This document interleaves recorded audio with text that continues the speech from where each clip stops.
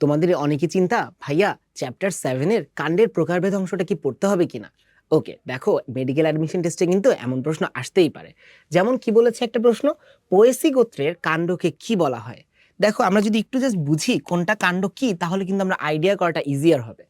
Tuber মানে সেই কাণ্ডগুলোকে বোঝায় যারা কিনা, ধর এটা যদি বলি মাটির নিচে যদি একটা স্ফীত অংশ তৈরি করে, সেটাকে আমরা বলতেছি হলো টিউবার। লাইক আমরা যেটা আলুর ক্ষেত্রে দেখতে পাই, ঠিক আছে, এটা হলো টিউবার। তারপর যদি আমরা বলি ভাইয়া আর কি হতে পারে, রাইজোম কি, রাইজোম হলো যদি এটা মাটির নিচেই থাকবে, বাট এটা কি হয় জানো, কাইন্ড অফ হরাইজন্টাল।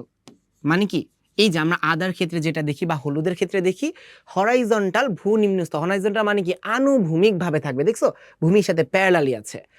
কাম কি ভাইয়া, কাম মানে সেই কাণ্ডকে বোঝায় যেখানে মধ্য পর্ব থাকবে ফাঁপা।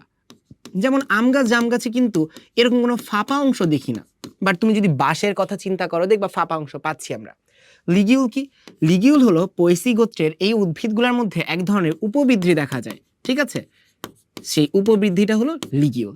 তাহলে দেখো তো, দেখেই বুঝতেছি ভাইয়া পোয়েসি নিশ্চয়ই আলু বা হলুদ বা এদের মতো না, তার মানে অবশ্যই প্রথম দুইটা তো বাদ। তাহলে এই দুইটার মধ্যে উপবৃদ্ধি, তো এটা তো কাণ্ড নিয়েই বলে নাই, তাহলে আনসার কিন্তু শুধুমাত্র সি। এবং যে দেখো তুমি যদি এই কাম ওয়ার্ডটা বুঝছো যে মধ্যপর্ব ফাঁপা, দেখো শুধুমাত্র বাঁশ বা এই জাতীয় যারা পোয়েসি তাদেরই কিন্তু এই অবস্থাটা আমরা পেতে পারি, ঠিক আছে। তাহলে অ্যান্সার